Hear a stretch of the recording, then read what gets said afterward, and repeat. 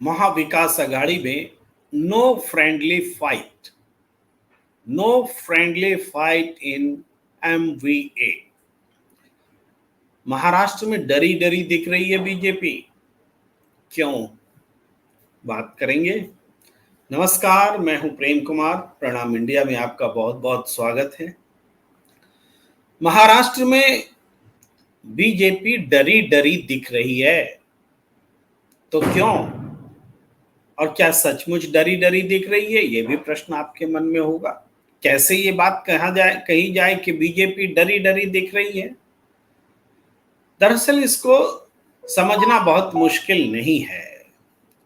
महाराष्ट्र में nomination file करने का दौर खत्म हो चुका है। नामांकन वापसी लेने की जो अंतिम तिथि है वो भी दिवाली के बाद 4 नवंबर तक खत्म हो जाएगी।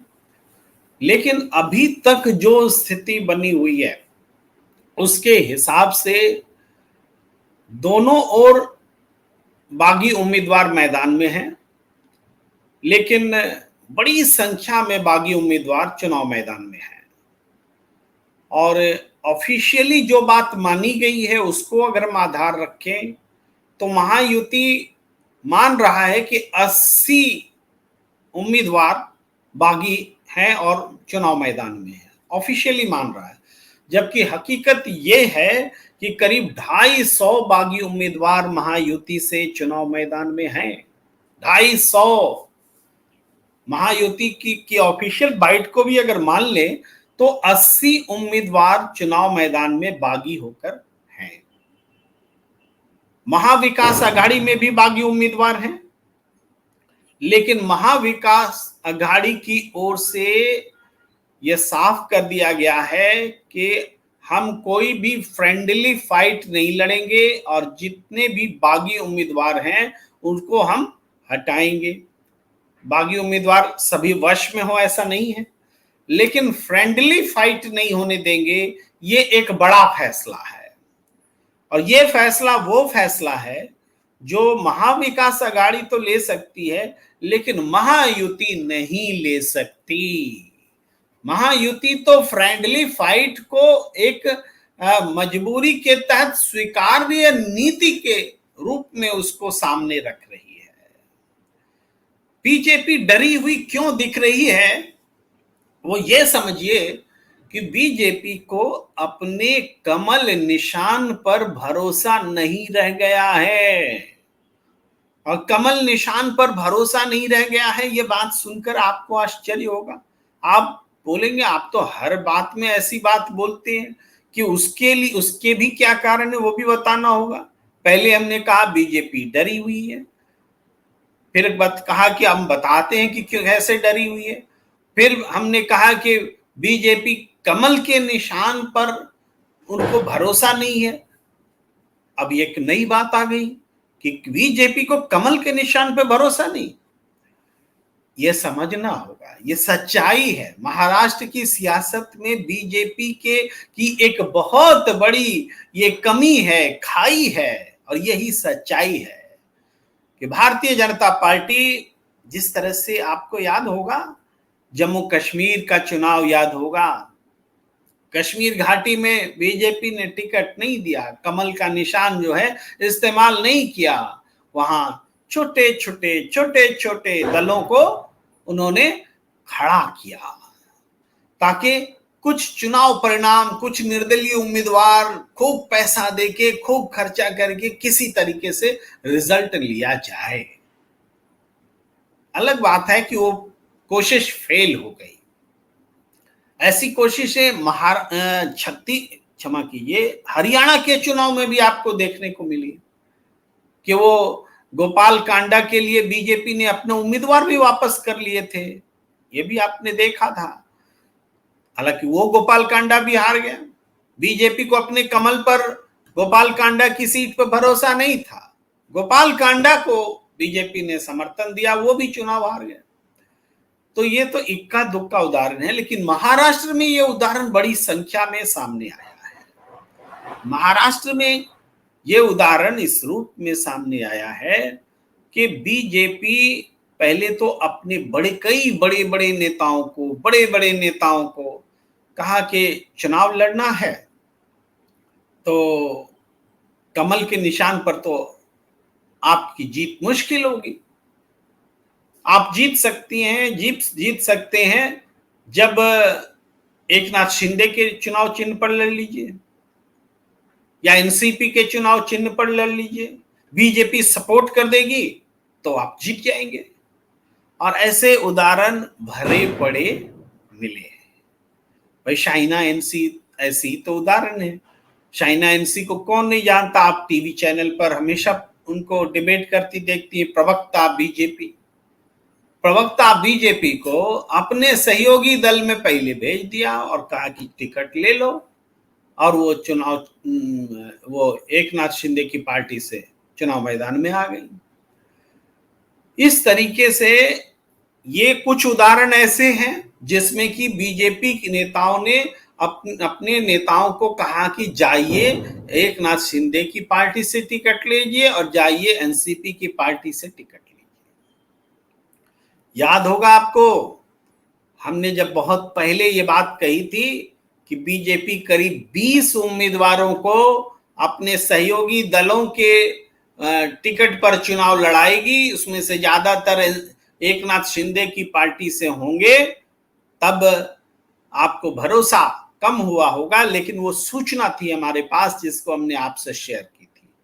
वो 20 अक्षरशः तो एकनाथ शिंदे की पार्टी से बीजेपी अपने उम्मीदवार नहीं लड़ा पाई, लेकिन दोनों मिलाकर के ये संख्या 20 पहुंच चुकी।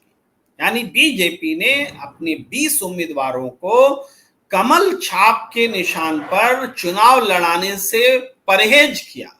उसे डर था कि कमल के निशान पर ये जीत नहीं सकते, इनको अगर जिताना है तो एकनाथ शिंदे की पार्टी से टिकट दिलवाओ या एनसीपी से दिलवाओ।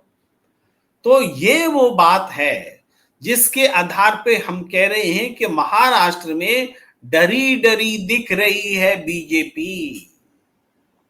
महाराष्ट्र में बीजेपी ने कुछ और प्रयोग भी किए हैं। वो प्रयोग कुछ इस तरह से किए हैं कि फ्रेंडली फाइट करेंगे गठबंधन के ही लोग। मतलब एक ही सीट से गठबंधन के 2 उम्मीदवार चुनाव लड़ेंगे, और कौन गठबंधन का है कौन अकेले लड़ रहा है ये पता भी नहीं लगने देंगे। इसका उदाहरण आप देख सकते हैं, नवाब मलिक की सीट है, उनकी बेटी की सीट है। आप उदाहरण देख सकते हैं राज ठाकरे के बेटे की सीट जो है।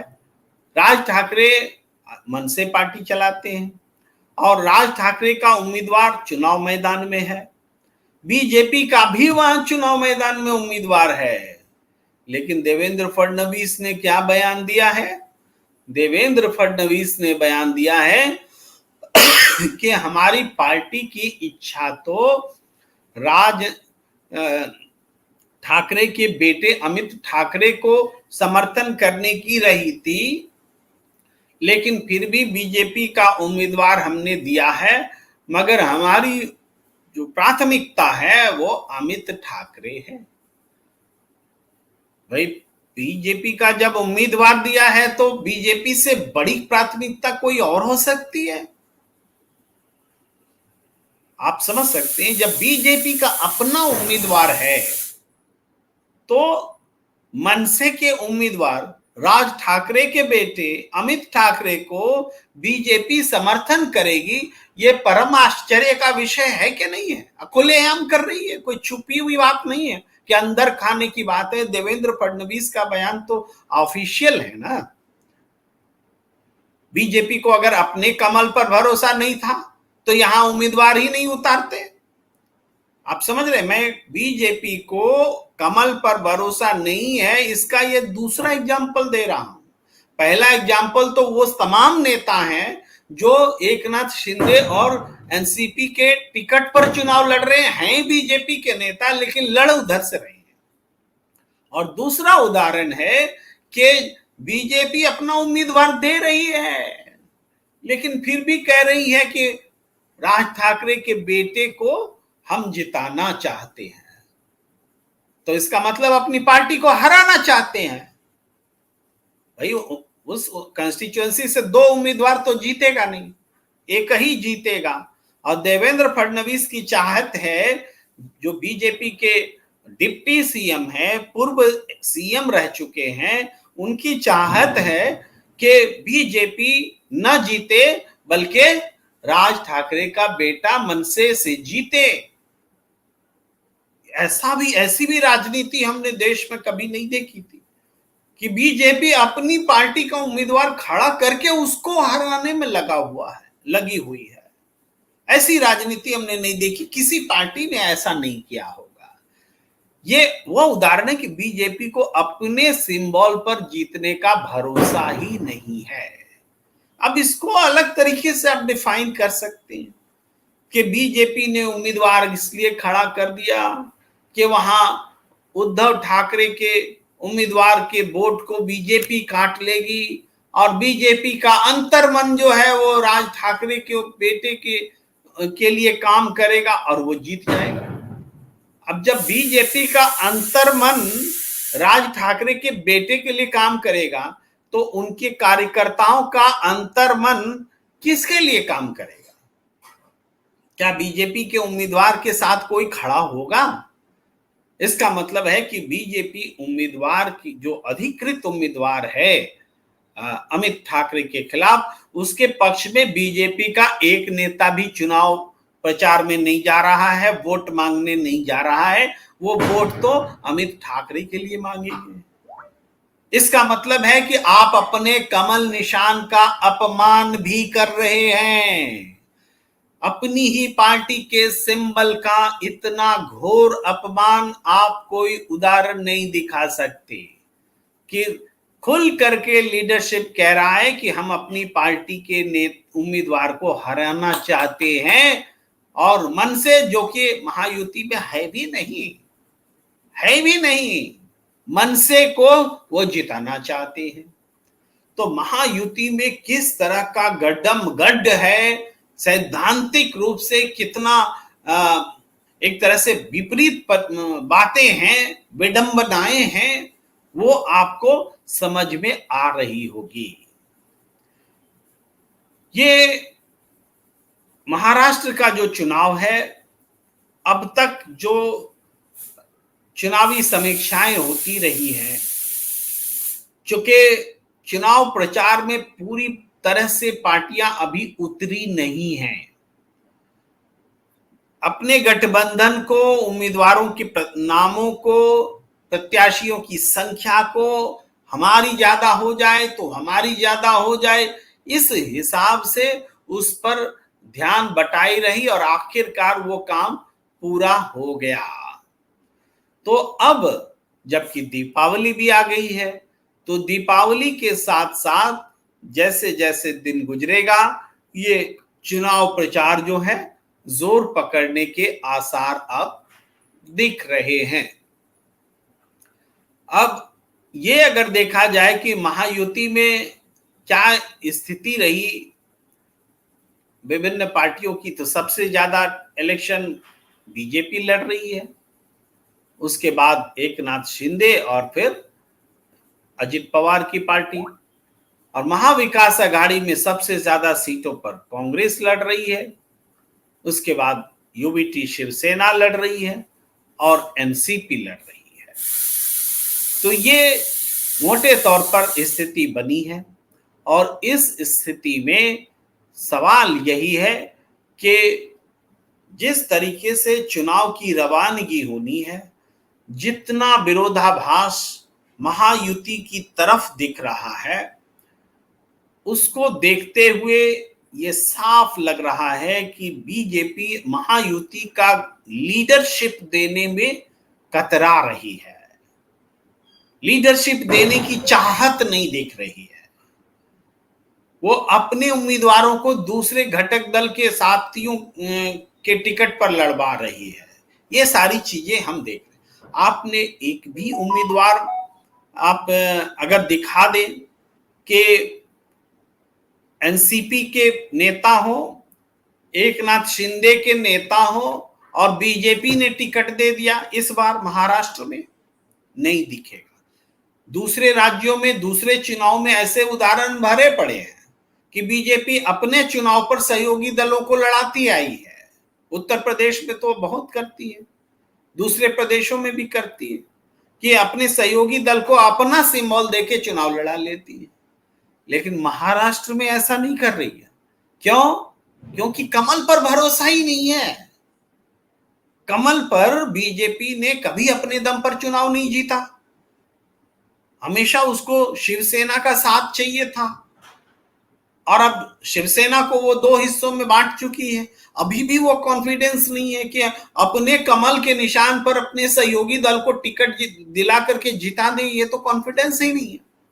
तो इसका उल्टा है कि हमारे आदमी को, हमारे उम्मीदवार को, हमारे नेता को सहयोगी दल जिता दे अपने सिंबल पर।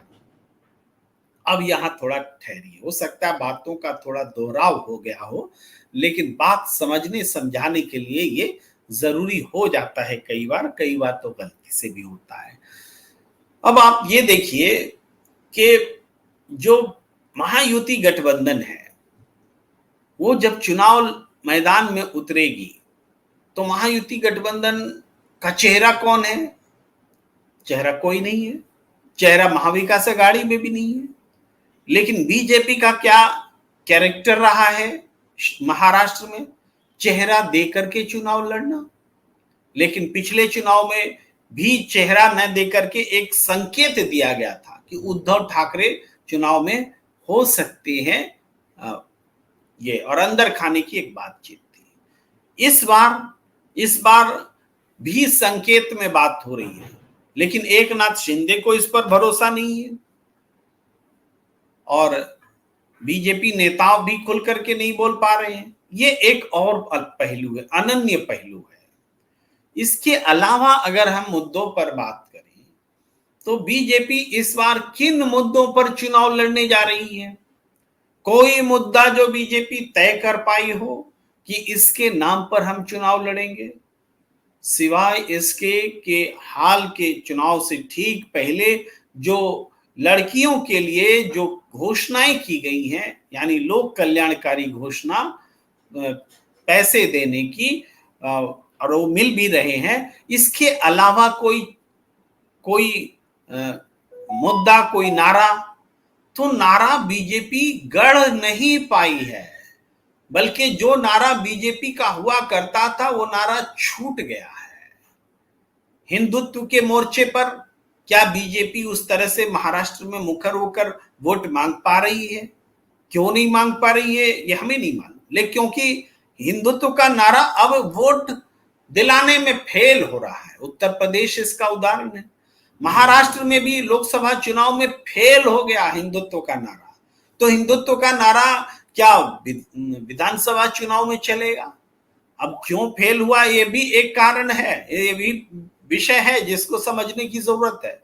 लेकिन बीजेपी के पास, पूरे महायुति के पास बताने के लिए आज कोई स्लोगन नहीं है जिसके आधार पर वो कहें कि हमें वोट दो। इस कारण से भी बीजेपी डरी डरी दिख रही है। ये तो वो पहलू हुआ जो महायुति के तरफ का है। अब महाविकास आघाड़ी के तरफ जो घटनाएं हैं उसको देखिए तो उधर की घटनाओं से भी बीजेपी डरी डरी दिख रही है। उधर कौन सी घटनाएं घट रही हैं महाविकास आघाड़ी में? पहली घटना तो यह घटी है कि महाविकास आघाड़ी ने तय किया है कि हम कोई फ्रेंडली फाइट नहीं करेंगे। यानी हमारा ऑफिशियल उम्मीदवार 288 है तो 288, उससे एक भी ज्यादा नहीं होगा। ये बहुत बड़ी घटना है और ये वो घटना है जो बीजेपी को डरा रही है, बीजेपी के अंतर्द्वंद्वों को सामने ला रही है। इसके बाद दूसरे पॉइंट पर हम बात करें तो महाविकास आघाड़ी के पास एक रोड मैप है कि बीजेपी की सरकार महाराष्ट्र के प्रोजेक्ट्स को उठाकर गुजरात ले जा रही है, महाराष्ट्र के लोगों को बेरोजगार बना रही है, महाराष्ट्र के युवाओं को मौका नहीं मिल रहा है। ये एक बड़ा मुद्दा महाविकास आघाड़ी के पास है, जिसका जवाब बीजेपी के पास नहीं है, महायुति के पास नहीं है। एकनाथ शिंदे भी इसका जवाब नहीं दे सकते। इसके बाद महाविकास आघाड़ी के पास ये भी है कि उनके घटक दल बनाम घटक दल जो लड़ाई है, एनसीपी दो हिस्सों में बटी है, तो एनसीपी बनाम एनसीपी, शिवसेना दो हिस्सों में बटी है तो शिवसेना बनाम शिवसेना, ये एक अलग लड़ाई इस पूरे चुनाव में पैरेलली भी चल रही है, समांतर रूप से भी चल रही है। आप देखेंगे कि ज्यादातर एनसीपी के उम्मीदवार आपस में एक दूसरे के ही खिलाफ हैं, दोनों एनसीपी के, दोनों शिवसेना के। तो ये एक समांतर लड़ाई है और इस समांतर लड़ाई में भारतीय जनता पार्टी को ये साफ तौर पर दिख रहा है कि उधर शरद पवार भारी पड़ रहे हैं और उधर उद्धव ठाकरे भारी पड़ रहे हैं। तो इसका भी डर महायुति को और महायुति के सबसे बड़ी पार्टी बीजेपी को सता रहा है। तो यहां भी बीजेपी इस कारण से भी डरी हुई है कि हमारे सहयोगी दल तो उतने प्रभावशाली नहीं है जितना कांग्रेस के प्रभावशाली हैं। एक और डर बीजेपी को सता रहा है, वो है कांग्रेस से मुकाबला कैसे करें। बाकी जब जो प्रदेश हुआ करते हैं जहां आमतौर पर लोग समझते हैं कि कांग्रेस और बीजेपी में आमने सामने का मुकाबला है और ये धारणा बनी है कि आमने सामने के मुकाबले में कांग्रेस हार जाती है और बीजेपी जीत जाती है, इस धारणा का सच भी अब सबके सामने आ चुका है। दरअसल बीजेपी उस राज्य में जहां कांग्रेस और बीजेपी सबसे बड़ी पार्टियां हैं, सत्ता में हो विपक्ष में हो, प्रमुख रूप से ये दोनों, वहां बीजेपी आमने सामने का चुनाव लड़ती ही नहीं, वो तीसरा फोर्स को खड़ा करती है। तीसरे फोर्स को खड़ा करके और अलग अलग किस्म से मामले को त्रिकोणीय बनाती है, वोटों को बंटवाती है। तीसरा खंभा जब खड़ा होता है, वोट जब बिखरता है, तो उस आधार पर अपने आप को फिर कांग्रेस के समकक्ष थोड़ा सा बड़ा बनाते हुए सत्ता में आती है। मध्य प्रदेश इसका उदाहरण है, छत्तीसगढ़ भी उदाहरण है और गुजरात तो सबसे बड़ा उदाहरण है, जहां आम आदमी पार्टी के एंट्री के बाद और उसके बाद कई छोटे छोटे दलों को समर्थन देकर के बीजेपी ने जिस तरीके से खड़ा किया था, तो वहां कांग्रेस को करारी हार का सामना करना पड़ा था। तो वहां ये कहना कि कांग्रेस और बीजेपी आमने सामने के मुकाबले में हार गई है, फैक्चुअली सही है, लेकिन इसके अंदर की सच्चाई ये है कि आमने सामने का मुकाबला अगर देखना हो तो लोकसभा चुनाव में देखिए, महाराष्ट्र में देखिए। महाराष्ट्र में कांग्रेस पार्टी ने जिन 13 सीटों पर जीत हासिल की, उनमें 11 तो बीजेपी को हराकर जीती थी। आमने सामने की फाइट थी, बीजेपी को हराकर जीती। उत्तर प्रदेश में पूरा गठबंधन बनाम गठबंधन था, तो समाजवादी पार्टी 37 सीटों पर बीजेपी को हराकर जीती। वहां उसमें गठबंधन दल घटक दल भी शामिल है, लेकिन कांग्रेस तो जो 6 सीटें जीती है सब की सब बीजेपी को ही हराकर जीती है। तो आमने सामने के मुकाबले में कांग्रेस कहां कमजोर है? जहां ट्रायंगुलर फाइट हो जाता है, कर दिया जाता है, वहां पर वो कमजोर पड़ती है। हरियाणा में भी वही फार्मूला अपनाया गया। बहुत सारी पार्टियों को, चंद्रशेखर आजाद की पार्टी, बीएसपी, इनेलो, दुष्यंत चौटाला की पार्टी, तमाम पार्टियों को मैदान में खड़ा किया गया और भरसक कोशिश की गई कि कम से कम 20-25 सीट ऐसी हो जहां मामला त्रिकोणीय हो जाए, और उस रणनीति का उसको फल मिला। उस रणनीति के तहत कांग्रेस वोट ज्यादा हासिल करने के बावजूद सीटें नहीं हासिल कर सकी।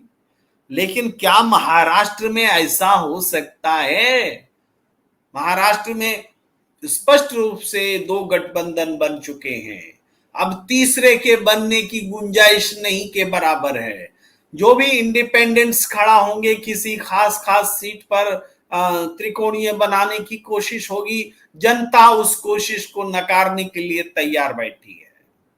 तो ऐसी स्थिति में जब पूरा चुनाव त्रिकोणीय न होकर के आमने सामने का होगा, तो महाराष्ट्र के लोकसभा चुनाव में जो नतीजा आया था वही चुनाव नतीजा विधानसभा चुनाव में ही आएगा, और ये निश्चित लगता है। इसलिए भी डरी डरी दिख रही है बीजेपी। हमने आपको तमाम कारण गिनाए हैं कि क्यों डरी डरी दिख रही है बीजेपी, लेकिन आप आइए कुछ अपने दर्शकों के, अपने सम्मानित दर्शकों के सवाल ले लें जो हमारे साथ रोज जुड़ते हैं, चर्चा में हिस्सा लेते हैं। लक्ष्मी नारायण जी लिखते हैं, टू लूज और win is not a matter, हार जीत कोई मायने नहीं रखता, when in pact but contesting as friendly despite pact is destructible to the ethical fabrication of the pact, causing hurt burns to a particular section। कि एक गठबंधन में जब फ्रेंडली फाइट होता है तो उससे जो उसका इम्पैक्ट है वो हर्ट माने दिल को जलाने वाला एक तरह से हुआ। वो कह रहे हैं कि जो समर्थक वर्ग है उनको उनकी फीलिंग हर्ट होती है, ये बता रहे हैं।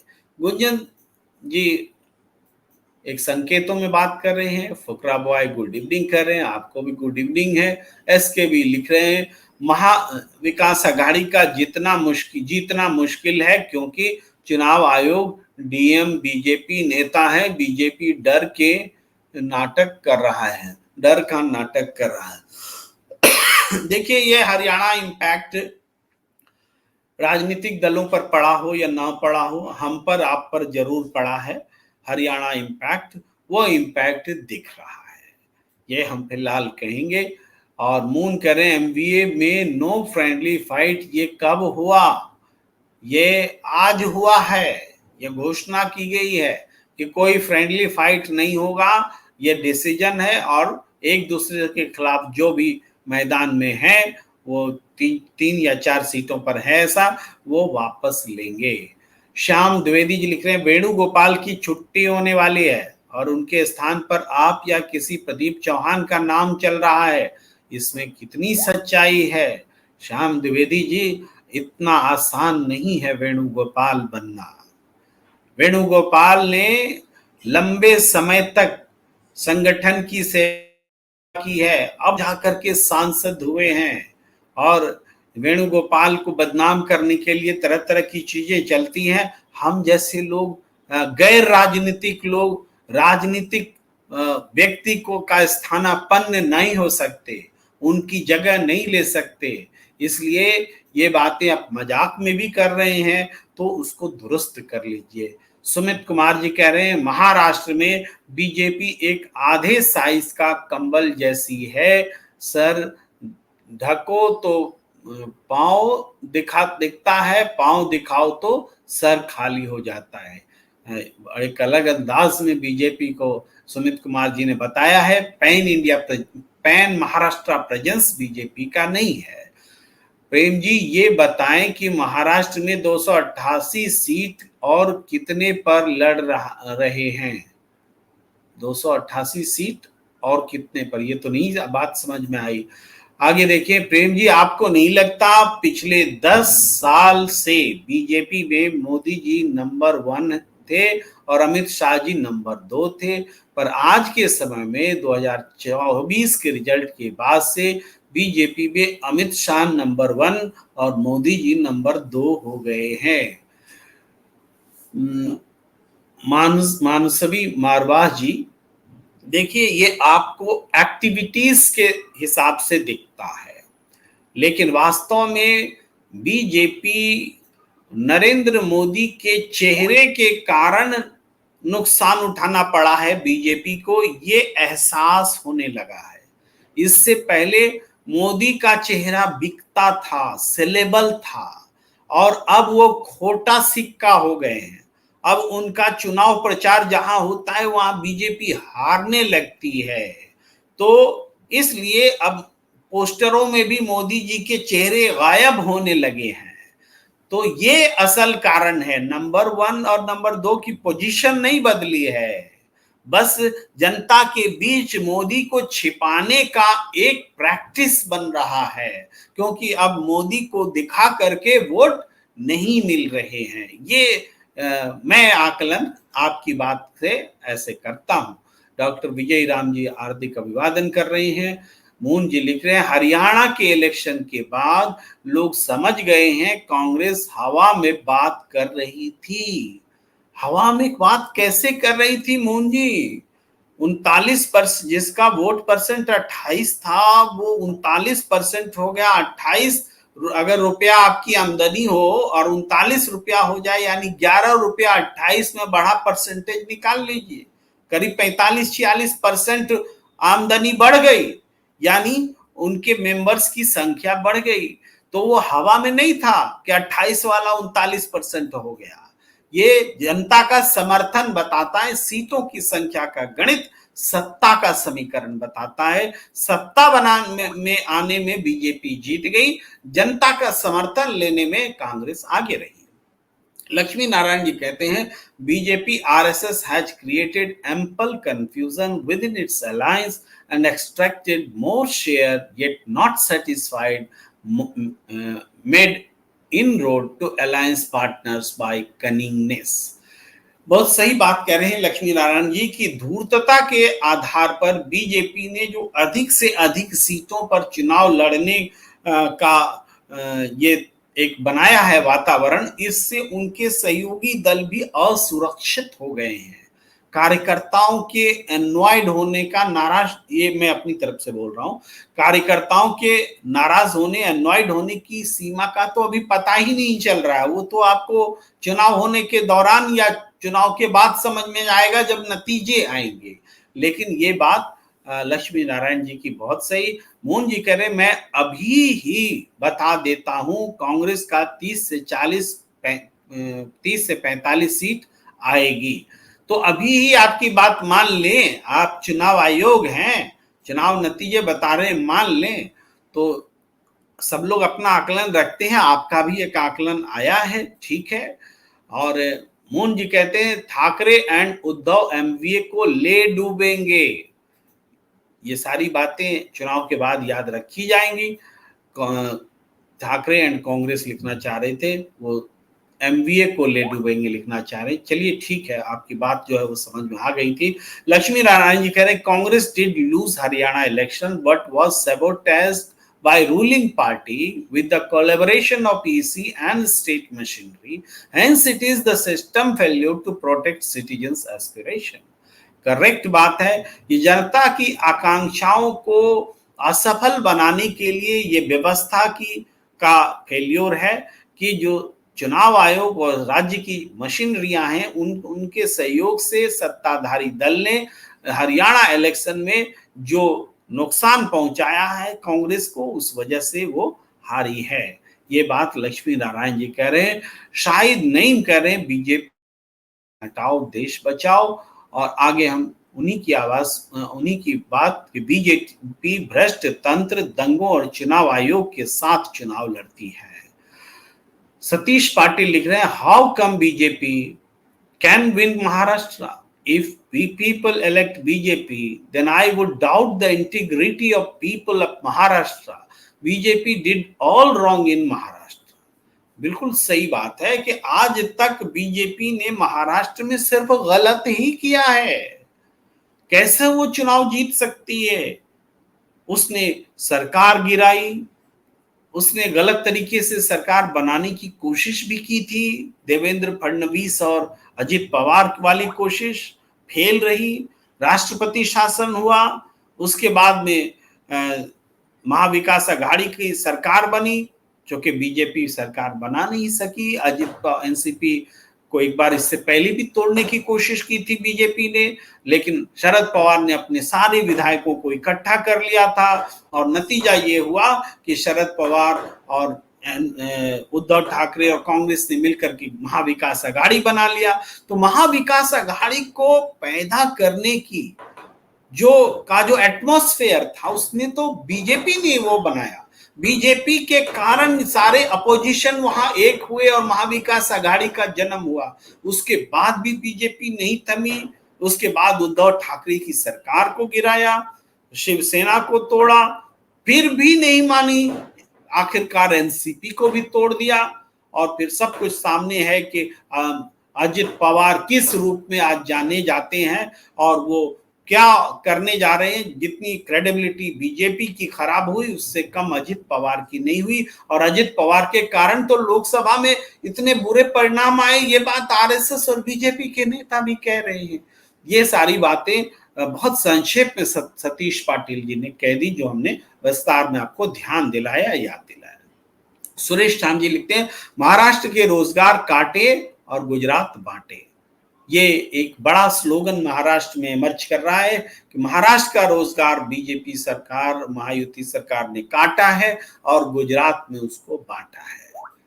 इसी तरह से सतीश पाटिल जी लिख रहे हैं, BJP's dirty politics should be taught a clear message from Maharashtra.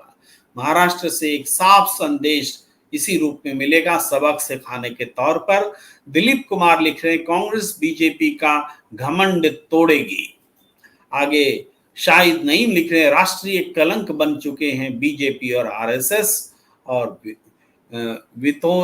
वितोरिनियो मडेरिया, मुझे थोड़ा दिखने में भी महीन अक्षर थोड़ी दिक्कत होती है, प्रोनाउंस करने में भी क्षमा करेंगे। Congress Uddhav SS and Pawar NCP 100% winning plan. ये 100% जीत की योजना है। कौन कितनी सीट पर लड़ रहा है, सुरेश चांद जी पूछ रहे हैं। भाई महाविकास आघाड़ी की बात करें तो 102 सीटें कांग्रेस के पास है, 87 और 85 मेरे ख्याल से, ये क्षमा कीजिए 89 87, मैं भूल रहा हूं, थोड़ा देख कर बताऊंगा। इस तरह से सीटें लड़ रहे हैं। Mister Prem ji, real cause of victory of BJP in Haryana was money, power, Islamophobia and ECI. ये भी आपकी बात बहुत हद तक सही है। रिचार्ड मचाडो लिख रहे हैं, election commission and supreme court are responsible for murder of democracy. Supreme court जजेज must throw constitution in dustbin and sit before God for guidance, shameless जजेस। ये प्रतिक्रियाएं छोटी नहीं है, बहुत गंभीर प्रतिक्रिया है। और हर्ष सिंह लिख रहे हैं, दिवाली की शुभकामनाएं। आप सबको भी दिवाली की बहुत बहुत शुभकामनाएं। और आज की चर्चा को मैं यहीं पर विराम देना चाहता हूं। दरअसल 38-40 मिनट लगातार बोलते हुए गला भी सूखने लगता है, जुबान भी थकने लगती है।